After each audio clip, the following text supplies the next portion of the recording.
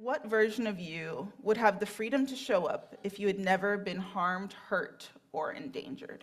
Because this is the question that tells us who we really are. Who are we if we could fully, without abandon, lean into the tenderness of God? Lean into a God that holds us with God's anger and overflowing life-giving nature that protects us and allows our unwounded selves to thrive.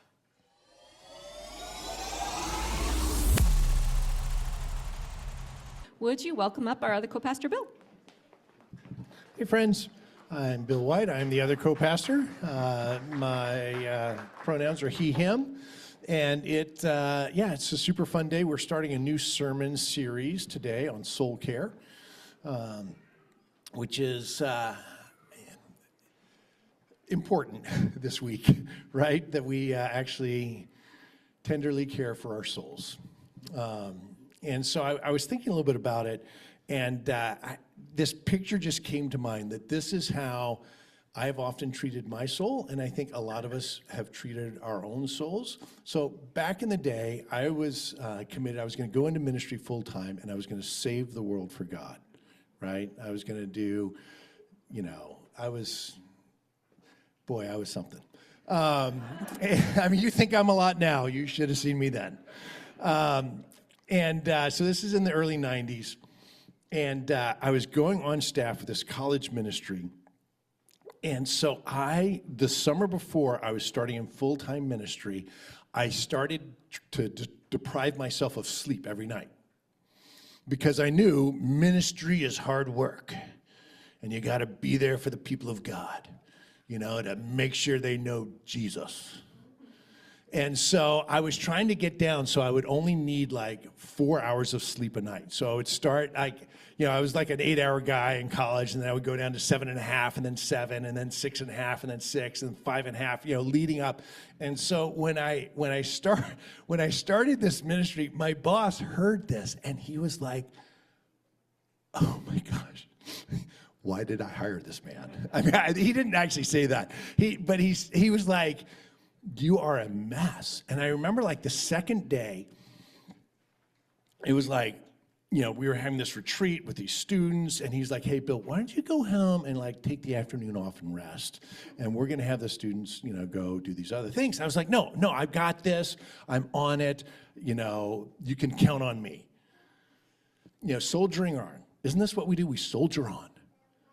And he said, "No, why don't you go home?" I said, no, I'm going to stay. And he said, "Bill, go home and rest." I said, "No." He said, "Bill, if you don't go home, I will fire you."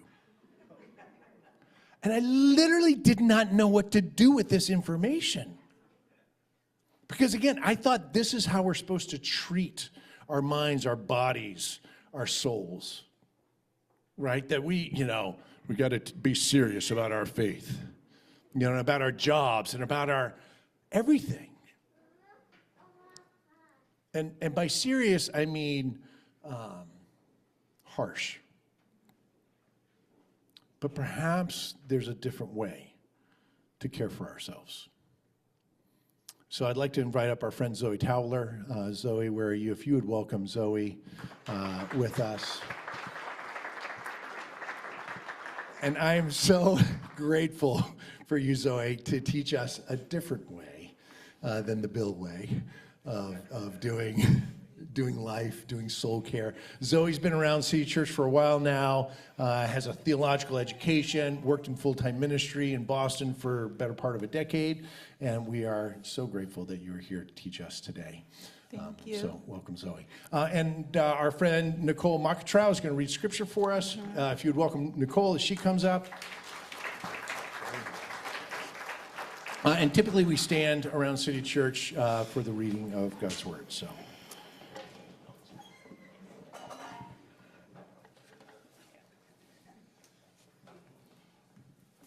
Sing the praises of the Lord, you his faithful people. Praise his holy name.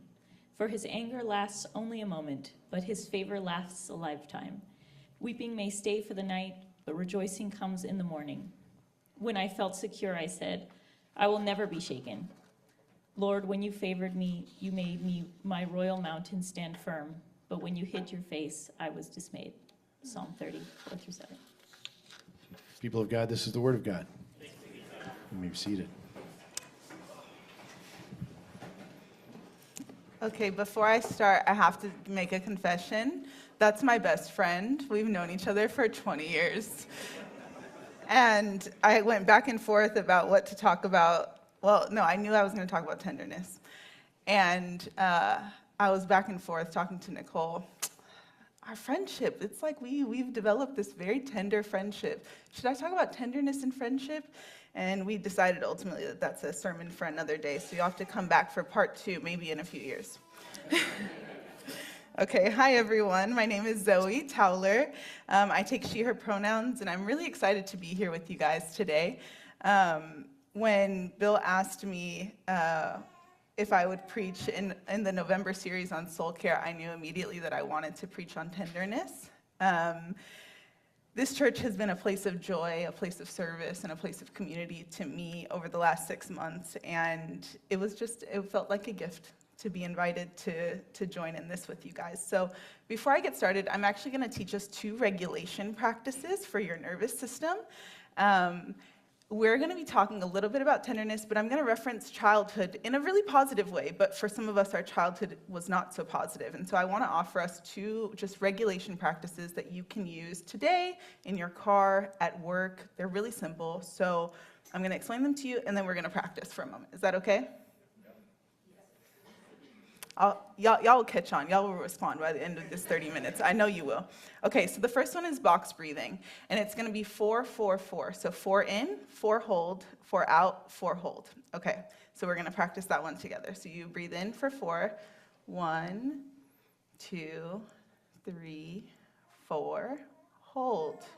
2, 3, 4. Out. 2, 3, 4. Hold. 2, 3, 4. You can do that at any point during the sermon. You can do that in your car, at work, like I said, and no one will know. I promise you. You can just and count in your brain. The second one, count in your brain if you're going to do it today. The second one is a tapping, and this is like a practice. I do it when I feel super safe, very publicly, like on the center of my chest, like this. But when I don't feel so safe, I do this other one that I'm going to show you guys so that no one really knows. I just like tap my clavicle right here, and like no one knows. You're just chilling there like, cool, what you talking about? And so when you're tapping, the thing that you say to yourself, that's especially if you feel like, oh, I'm being super triggered right now. My whole body is in agitation mode, and I'm remembering trauma from so far back. That's a really helpful one. And what you say to yourself in your mind is the year that you're in. So it's 2024. That's what we're at right now, which is a scary year, but not the year that your trauma, that specific trauma that's triggering you, happened. So it's 2024 is what you say in your brain. I'm here in City Church in Long Beach, and I'm safe. All right, and so you're going to tap there. Again, the clavicle one, I just kind of like, when I'm at work in a work meeting and my boss is triggering me, I'll just be like, you know. So the clavicle one is super helpful. So I offer those to you as we get going today. So there's your two little tools that if you don't take anything away, you have now 2 regulation tools that you can take that you learned at church this Sunday. All right. So some of us grew up with parents who allowed us the freedom to be whoever we wanted to be. One day a ballerina, the next a firefighter, the next day a teacher. How many of us were like every single day we wanted to be something else when we were a kid? I know I did. But others of us, we were asked to conform and to choose. And in that selection, we often picked what was right or what was fitting, what we were told we should do, and what we thought would please our parents and what we thought would please God. People would tell us who they understood us to be, and they would say things like, you can't do that, that's for boys. Or, you're so tall, why don't you play basketball? I got that a lot. Why don't you play sports? And a running joke growing up for me was that I was not athletic growing up. So everybody in my family on both sides is very athletic. I went to a super athletic church, And I literally kid you not, I did not play a single sport, not one. I tried softball for a really brief period of time, and I pulled my shoulder. And I was like, why do people do this? This is not fun. But I did like, I don't know if I'm allowed to say this on stage, I did like boys a lot when I was a teenager. And so there was this camp called Fellowship of Christian Athletes, FCA, which every summer our church would take people to because we were a highly athletic church. And I decided that I wanted to go every summer to try out sports. I was not very good, and every time that I went, I was always told by the pastors at our church or our community, like, Zoe, you don't even like sports. Why are you here? You're not an athlete. You can never be an athlete. You don't even like this. And so this became very ingrained in my brain. I'm not an athlete. I don't play sports. I will never run. I will never do anything sports related. And at a different summer camp, so not FCA, a different one, it was about 300 to 400 people. It was a denominational, like, if our whole denomination took youth to a summer camp, it's that kind of summer camp. So about 400 people were in the room. And they invited us to, like, they selected like 5 of us to come onto the stage and to play 2 truths and a lie. Anybody familiar with that game? Okay. So I was like, oh, I want to play for sure. Okay, pick me. So they picked me to go on stage to play 2 truths and a lie. And I knew immediately what my lie was going to be. I was like, I have a pretty athletic build. People saw me from FCA camp. I know what my lie is going to be. It's going to be perfect. I'm going to win. Like you won like a t-shirt or something, right? And I was like, I'm going to win 2 truths and a lie. I got this. So I go up there. I think I'm the last one to go. And we come up to me and I say my 2 truths and I keep my lie for the end because I know it's a good one. Halfway done. And I say, I love sports. And everybody from my church just started busting out laughing. And I was like, that's so disrespectful. Why do you guys have to, like, you didn't even give me a chance to win. Now the whole room knows that I was lying. That's so rude. So I didn't win. So I thought these people knew me. They were telling me who I was, right? See? They It's told about a me that hat. I was not an athlete, and I took that very seriously. We don't get to choose these things things that shape us or shape our childhood, but what we do get to choose is the stories that we tell ourselves and the things that we do with them, right? I could choose to say, that's the truth, or my parents told me that I could never be a doctor, so I'm never going to pursue medicine, right? I don't think a parent would ever say that, but you get the gist. And so today I'm asking you to tell yourself a different story, to get to know parts of yourself that people have told you were off limits, or that you could never do this, or parts of yourself that you've decided to lock away behind closed doors because of who you believe God to be. We tell ourselves stories about who God is in part because of how we are raised and because of who our parents are, who our parents have told us we are, and who they are.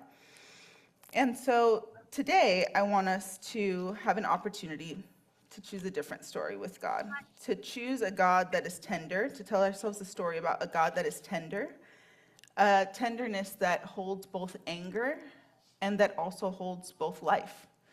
And while this passage, which you can put up there, while this passage, could I have some water?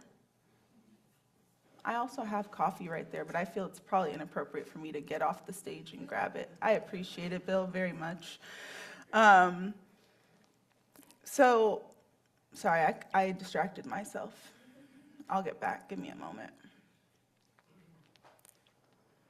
Before I go here, I'm gonna do an interlude.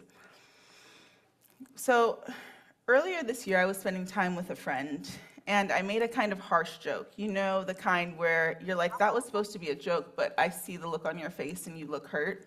I tell a lot of those jokes, in part because they're my coping mechanism. And so I said this harsh joke to a friend, and they looked at me pretty somber and said, Zoe, I want to be tender towards you. And I don't want to hurt you, and I would like the same. And everything in me just, like, melted. There's something about someone saying, I want to care for you, I want to be tender toward you, that I think God says to us, and the invitation is for our walls to melt. There's something about this statement that said to me, you're safe here with me. I will not hurt you, even if you show me parts of yourselves that are hurting and that are wounded. And while I'm sure that I had experienced this before, there was a freshness to it this time that allowed me to unfold and to blossom. And while some of you already, oh, hi, B, my book club. Those of you in my book club, the animals, sorry, I tell people in my book club that the animals are like, I won't say what I say in the book club, but I love animals, and they often come and find me in really random places, so that was a very sweet moment for me, even though it was a bee on the stage. Okay, back to the text. That felt like the tenderness of God to me. That was sweet. So for some of you, you may already think of God as tender. I asked somebody in this congregation, like, do you engage with God in a tender way? And they were like, yeah, absolutely. And I was like, oh, I don't. I don't know. I don't know that. I want to get to know that version of God. And so for some of you, God may already be tender. And this is an opportunity for you for this to be a freshness. And for some of us, God, we don't think of God as tender. We think of God as someone who is ready to drop the hammer at us at any time. And we kind of flinch when we think that we've done something wrong and we're awaiting punishment. And I hope that today we can kind of settle into the reality that God isn't waiting to drop punishment on us. So I'm going to take a breath for a moment. So while this text is an unconventional text to talk about tenderness, I thought it would be helpful because to me it shows different aspects of God and different invitations to us for how to engage and to respond. God is not tender in this passage to me because God promises us joy. Yeah, my calf said Some of us have stopped been me a waiting for little that bit. joy for many, many, many generations. But instead, I think that this is an opportunity for us to see God's tenderness found in the expression of emotions in a few of these verses, which I'll reference. Verse 5, which is the one that says, "For his anger lasts only a moment, but his favor lasts a lifetime." God's anger in verse 5, to me, allows us the safety and protection for the next verse, which says, "Weeping may stay for the night." Because God is angry, it actually allows us to settle in the protection of God's anger and to weep in the night. Our weeping is often the thing that is underneath our anger. Not that it's bad to be angry. I actually think it's phenomenal news that we have a God that is angry, because I would be way more concerned if God didn't get angry at some of the atrocities that we see on a day-to-day, in our day-to-day life, on a global scale, in our political regime. Like, if we didn't have a God that got angry at those things, I would be more concerned.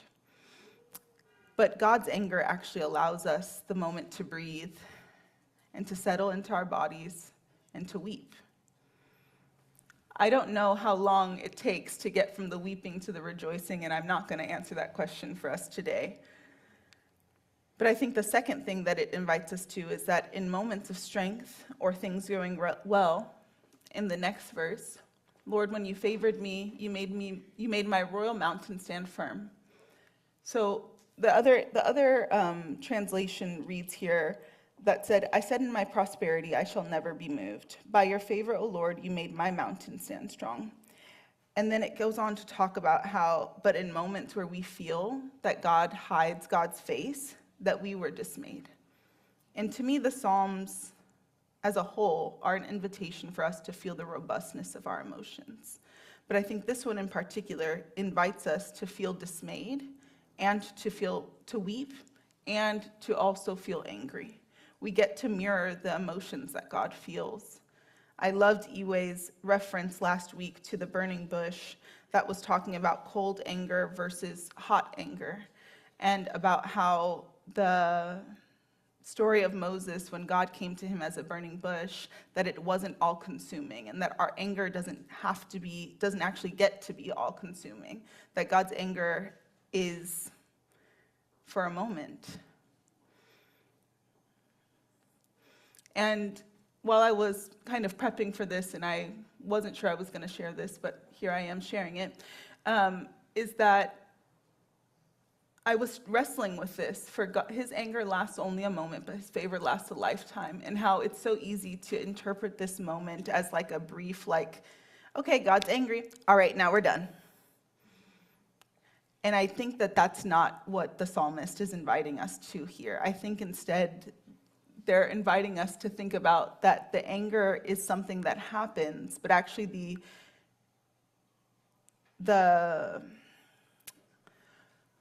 what do I want to say about that? But that God's favor and God's delight and God's life-giving abundance is actually the thing that is like everlasting and continually unfolding. That the anger, it happens. How long? I don't know that we can speak to that, but that the favor and that abundance is the thing that is everlasting and ever-folding. So give me a moment to gather my notes again.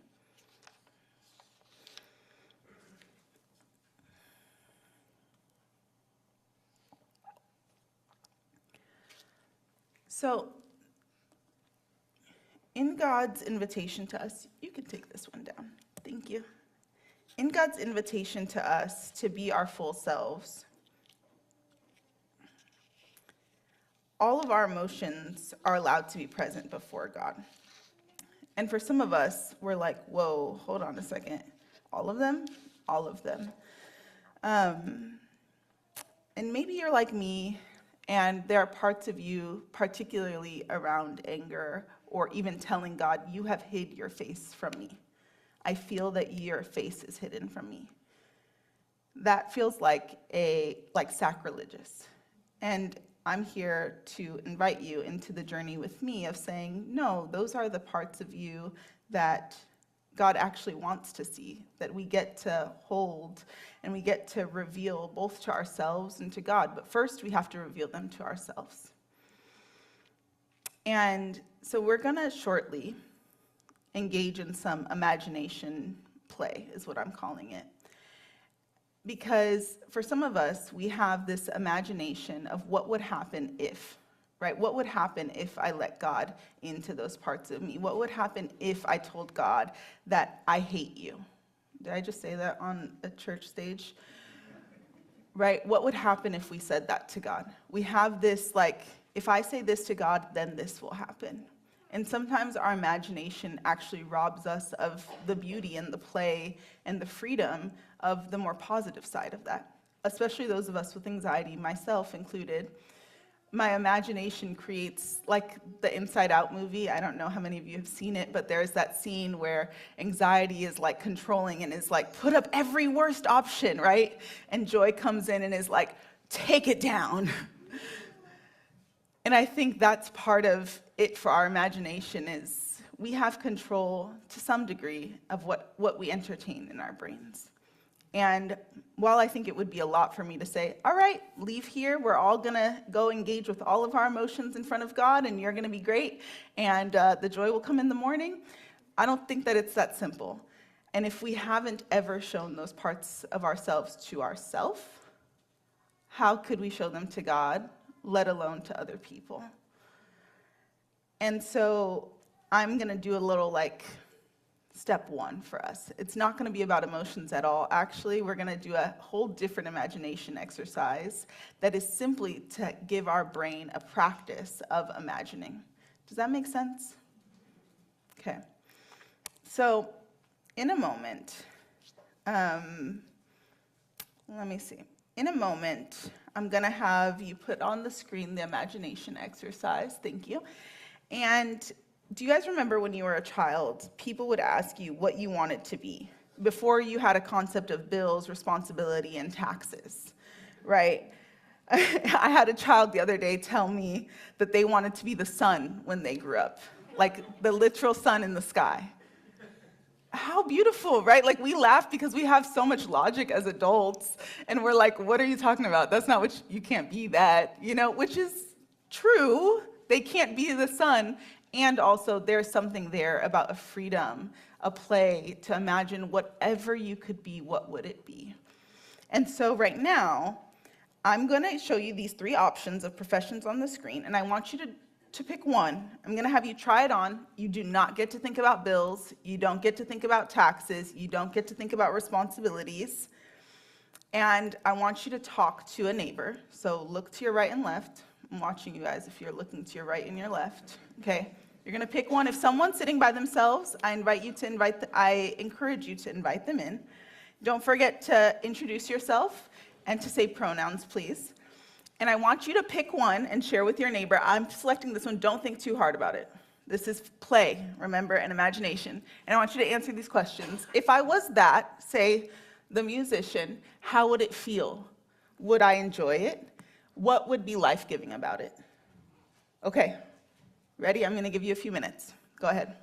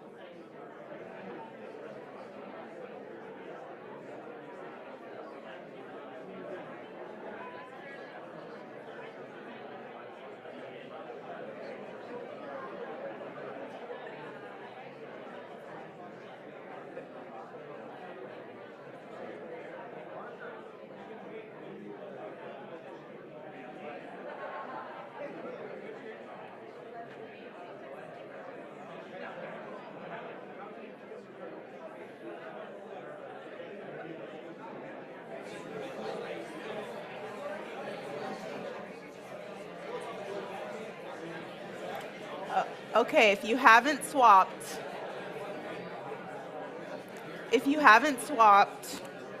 go ahead and do so.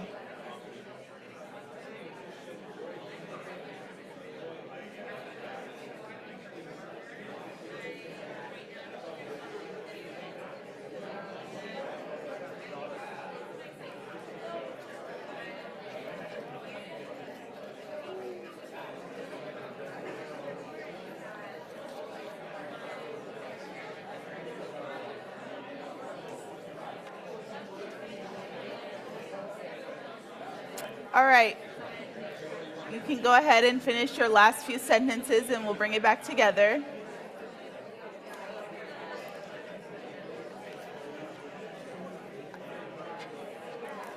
All right, guys.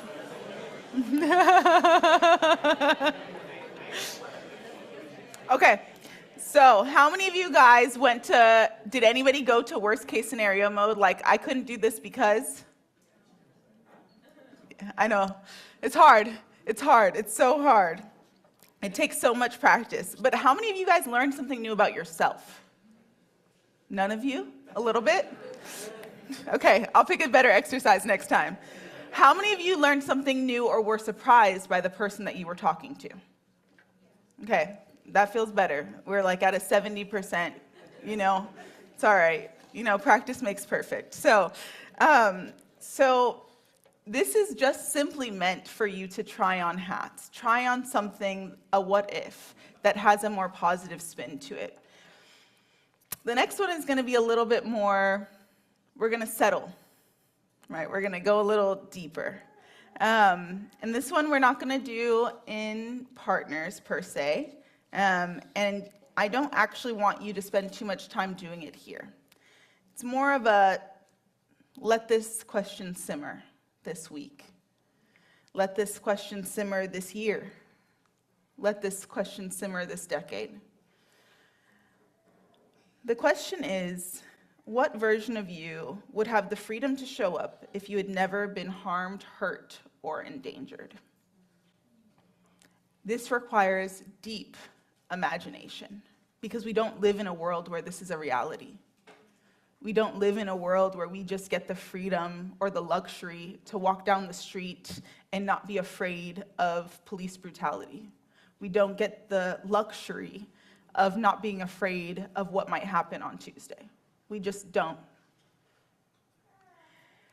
And yet we need to engage with this question for ourselves. Because this is the question that tells us who we really are. Who are we if we could fully, without abandon, lean into the tenderness of God?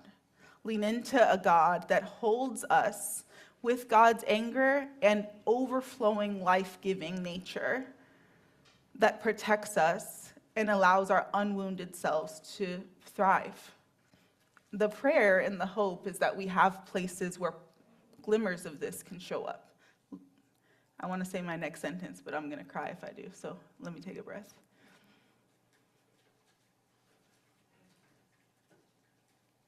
Like in my friendship with Nicole.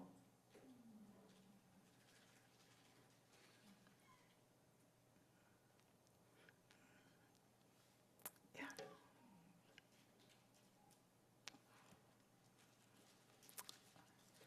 The hope is that we find places to do this. Right? What I'm not asking some of you to do, I don't know your home lives. I don't know what happens after you leave these four walls. Some of us, it's not safe for us to reveal this part of ourselves. If that is your circumstances, I'm not asking you to do that.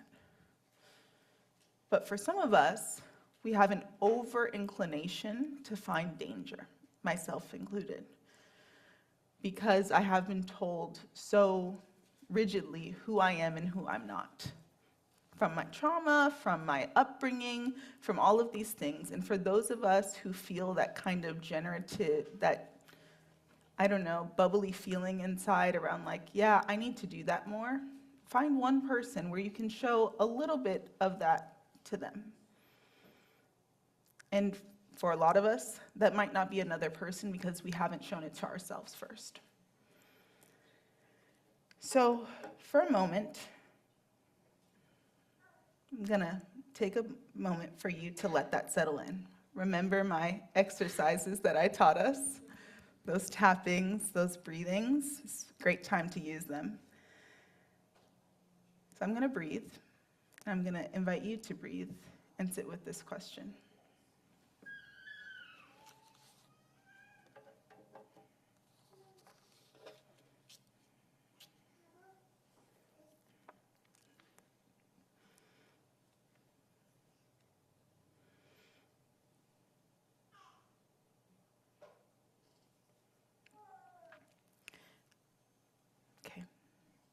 Our most true selves have never been hurt, harmed, or endangered. While the world continues to be a place that harms, hurts, and endangers us, in places of safety, namely with God and with ourselves first, we have an opportunity to explore what this version looks like. This will probably start in your imagination.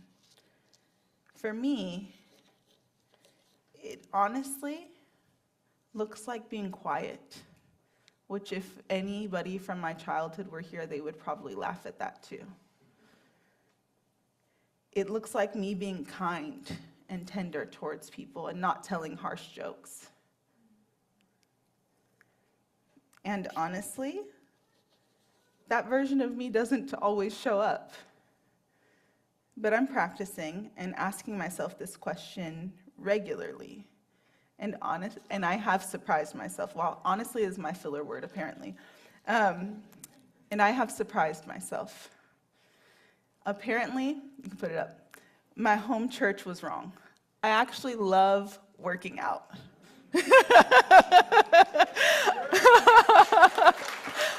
I love rock climbing, and I love martial arts.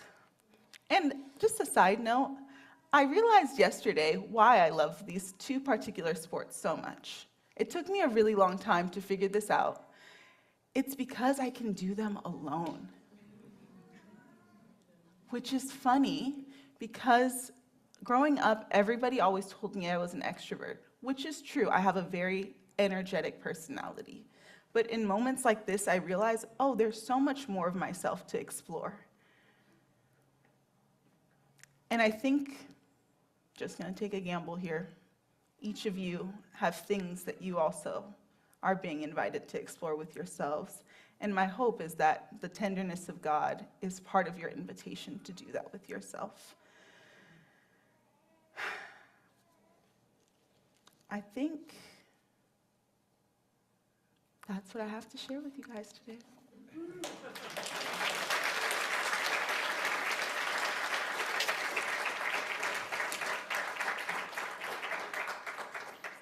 Thank you.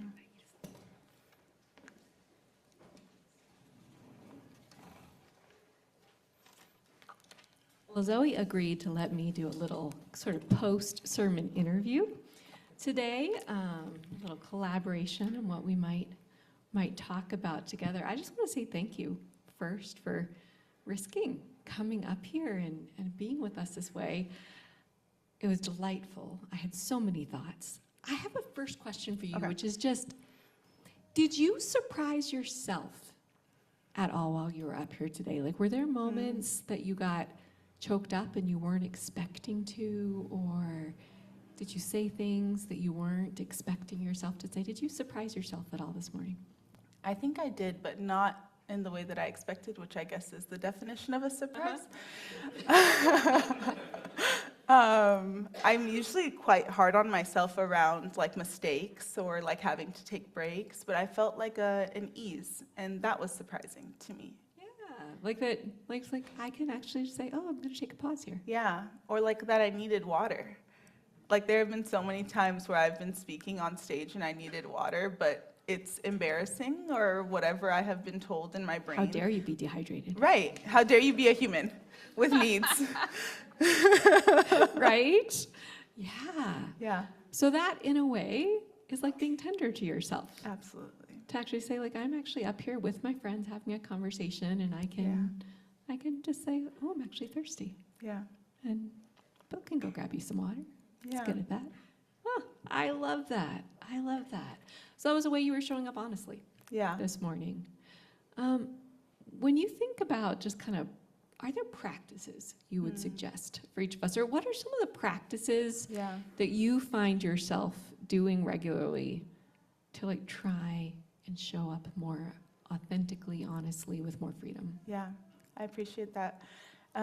One of them is not resisting my emotions.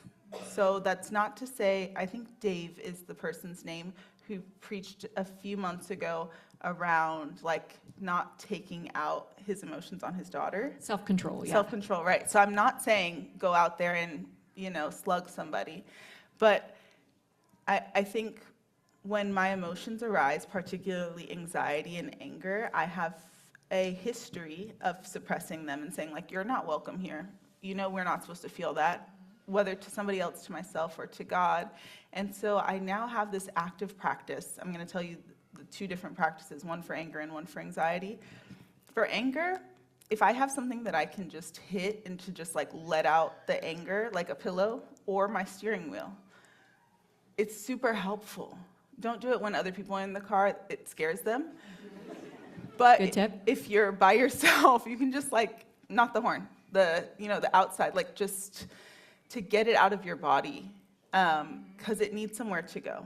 And then for anxiety, when my anxiety just rushes on me, I ask myself 3 questions. 1, where am I? Is the physical space a trigger for me? Especially now returning to Los Angeles after being gone for a decade, that has been the case for some of those instances. The second one is, what happened? What just happened? Like right before this, like did something happen? And then the third one, which actually is the first one, but I've gotten this twisted, is am I hungry? And when was the last time that I had water? So that's the first question. And so those have been super helpful for me. Yeah, it sounds like a very compassionate, curious kind Those of words. approach. Those words, yeah. Yeah. I remember for me in a time when I was kind of in an intensive therapy kind of season, trying to understand some things that was going on with me. One thing I found really helpful, and this might not be helpful for everyone, I'm just saying for me, it reminded me of the question that you asked us, like, who were you before you were damaged? I found a picture of myself when I was like 3 or 4, in the season of my life where apparently my family nickname was Gigglebox. Oh, wow. Okay, those of you who know me are going, Brenna? Brenna, Gigglebox? But that was apparently my nickname, in the family. And like, I can't remember that person, in so many ways. And yet to have this sense of like, to be tender and compassionate towards that child inside of me who was so innocent and apparently like very free with her laughter back then. Can I say something in response to this? So I did this grief program earlier this year, and one of our tasks that we had to do at the end of the program was remember a practice, something that you enjoyed before you were in the 3rd grade. Now, I can't really remember before the 3rd grade. And so I was like, what am I going to do? I don't know. I liked Barbies, did I? I don't know. And I found a picture and had a memory of doing karate.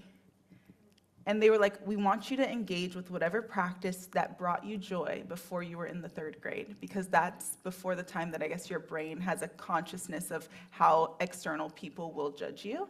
Like in this, I don't know, a psychologist can speak to that better than I can. But yeah, and I started doing it, and it started like healing certain, like somatic healing. It was insane. Yes, yeah.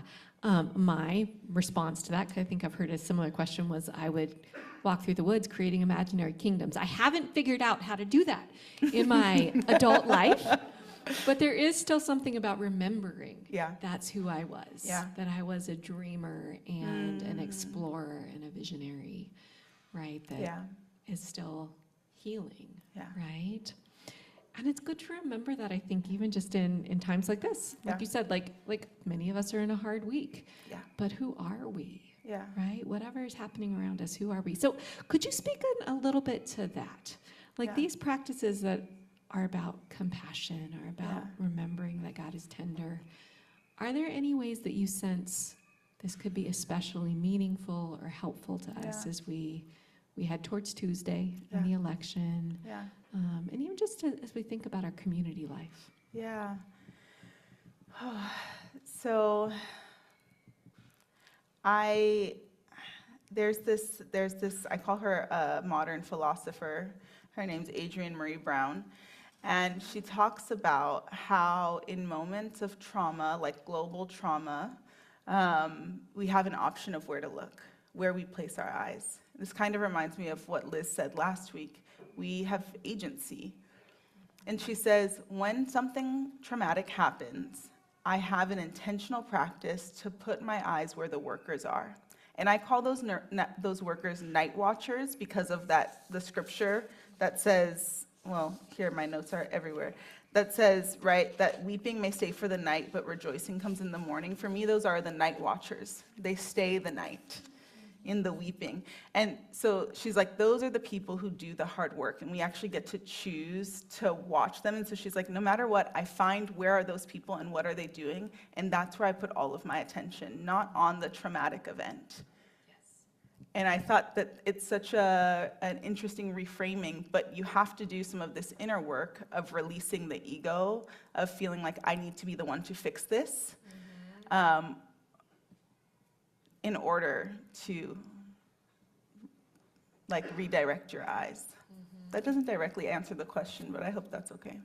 No, I think that is, because part of it is even just to say community, I think, because it's around us, to know that there are other people doing this work, there are other people who care. I resonate with it, because I've been kind of wondering a bit, I'm like, am I just avoiding it? But the thing that I keep thinking, and I feel like I'm holding on to, my 17-year-old has volunteered, and they're doing election work yesterday and today and on Tuesday, right? They're working at a polling center, and it's that's all I want to think about right now. I mean, because I've done what I can do, me, myself, personally, and so then it's to look at this person who, they can't vote, and so they found what they could do. Oh, wow. I didn't even make that connection age-wise. Oh, wow. Yeah. Yeah. Yeah, but it's beyond me. It's Yeah. not just me. It's what all of us together Yeah. are doing and how Yeah. we create those spaces. And like Michelle Obama said, do something. Do I don't something. care what you do, but do something. Yeah. And I think that's not just about Tuesday. I think that's about No. just in life. Like we can, Emma last week was talking about, that she made a brief thing about like where is your energy being used? And I won't get into that, but I think it matters for us to join in community. And like Iwe said, like get connected to what's happening in your community. And that might look really small for some of us because that's the energy that we have. So tenderness, I think, also looks like allowing yourself to have boundaries and limitations and saying, I cannot do that, but I can do this This instead. is what it looks like for me Yeah. in my life with even the inner resources that I Yeah. have with how I'm Yeah. wired. Yeah, my situation. Yeah, absolutely. Yeah. So Zoe, this is the last question. Okay. But you're new-ish around City Church. I mean, it's been 6+ months, Yeah. right? But for you, and you're someone who, like Bill said, I mean, you've been to seminary, you have theological training, you've got a lot of experience in Yeah. church world, Yeah. and I know all of it hasn't been easy. Right. All of it hasn't been good. A lot of us can relate with that. Would you have any words of encouragement for us in particular as a community? Like how do we be this space for each other? And it could be things that you've experienced here that are good. There could be areas that you want to say, City Church, let's do even more. Like let's lean in, or I don't know, what does Yeah. that bring up for you?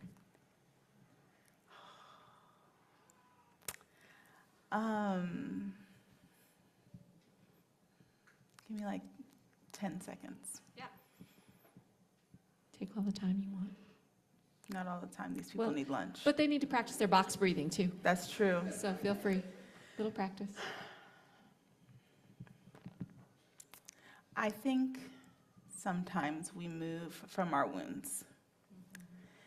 And I know for me, that was my case when I first got here, it makes sense. When the only thing that a dog knows is that when somebody raises their hand, it's gonna be striked, then even if somebody raises their hand to pet it, it's still gonna flinch, right? And so some of us have those experiences, particularly around church, like volunteering, right? Like particularly around giving of parts of yourselves to be better together.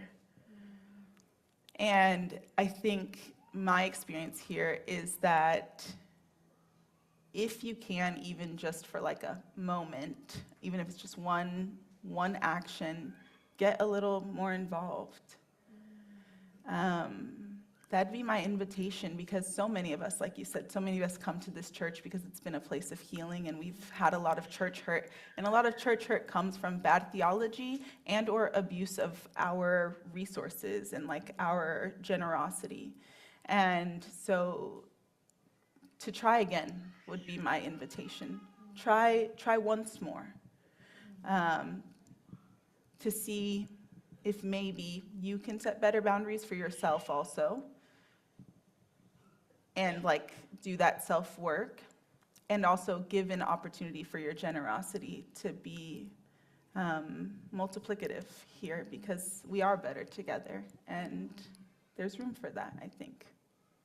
I love that. I hear a little bit of, like, think about what is a small, healthy risk Yeah. for you to take. Yeah, I like that. Yeah, because sometimes I think it is. We try to tell people this, hey, try taking a small, healthy risk by telling us no, right? And see that you don't get, right? And you don't get Yes. shunned, right? We're not Right. going to be mad at you, right? We're not going to give you a spiritual guilt trip. Yeah. But then, And to then the also other move, side, yeah, because it's like that's part of the healthy risk, is to say no. And then that builds trust. And I Yeah. think that's the part that sometimes we get stuck on, is Yeah. like, they said no, so I'm cool, check, I'm gonna just Yeah. cruise, which is fine. Yeah. Some of us, that's our long-term, like we need to do that for many, many years. I'm coming out of 3 years of doing that. So entering the church in a different way. So you're in a different phase of the story. Exactly, where I'm like, my invitation from God is trust. Yeah. Just take a moment. see. And as Bill reminded me, he said, be slow to trust. And I feel that heed was part of why I stayed, actually. But Yeah. when you're ready, But when you're ready, take a small, safe risk safe risk. to what happens if I say yes? What if there's a better ending to this? It's imaginative. It's still Imagination. imagination. Maybe it'll end better than before. Yeah. It'll be better. Yeah. And it Maybe won't be it'll safe. perfect. Let's not pretend on this stage it's going to be perfect. No. It's not. But you get to do it together. I love that. Yeah. Zoe, thank you Thank so you. much. You guys thank Zoe. And our friend Katie White is going to come up and pray.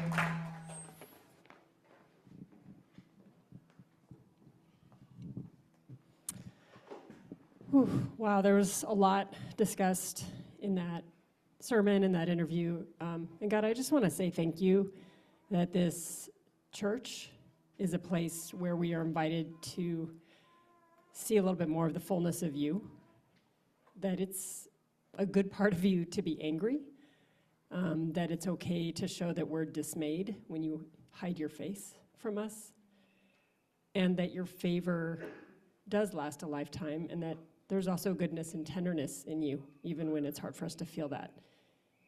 And God, that there's a lot of ourselves that perhaps has been hidden from others and from ourselves and from you, that you want us to feel safe to think about, to express, to share with others who we trust. So thank you. Thank you for the breadth, the depth that you're inviting us into, and just bring us healing, Lord. Bring us your tenderness and help us to see how deeply you love us, even in hard weeks like this week. And God, we pray for ourselves and for our nation this week. God, it is certainly going to be tense and tumultuous and likely to cause anxiety and discouragement for about half the people in our country. I looked up our population, 346 million people in this country, and we are all human. We are all human, Lord.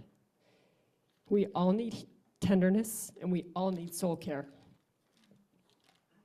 And it's hard to say that because there's people that we vehemently disagree with, but we're human. And I just hold on to this verse in Ephesians that Christ himself is our peace, who has made the two groups one and has destroyed the barrier, the dividing wall of hostility. Lord, be that peace for us this week. Help us to receive your love, to love ourselves, to love one another, to love neighbor, to love enemy, regardless of what happens on Tuesday or Wednesday or the following days, because you are enough, and your love is enough, Jesus. In your name, amen.